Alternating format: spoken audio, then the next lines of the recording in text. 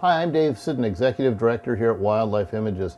Today we're in the clinic working with a red-shouldered hawk. These guys are one of the neatest little hawks around this area, and this particular bird, like others that we see this time of year, received an injury when he was hit by an automobile. So he's got an injury to one eye, a little dehydrated, needs some antibiotics. So getting fluid just under the skin and above the muscle lets this animal absorb the fluids very, very quickly and helps hydrate them. So that's a great step for their recovery.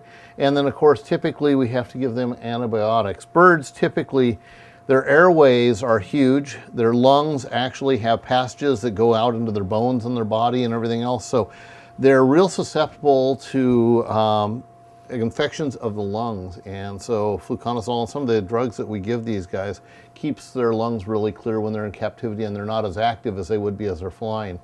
So the little red-shouldered hawk we think may have detached retina. It's real difficult to see the cloudiness in that particular bird's eye, but we're going to have to keep this bird probably through the winter time to make sure that it has properly recovered and to assess that eye. It may not be releasable.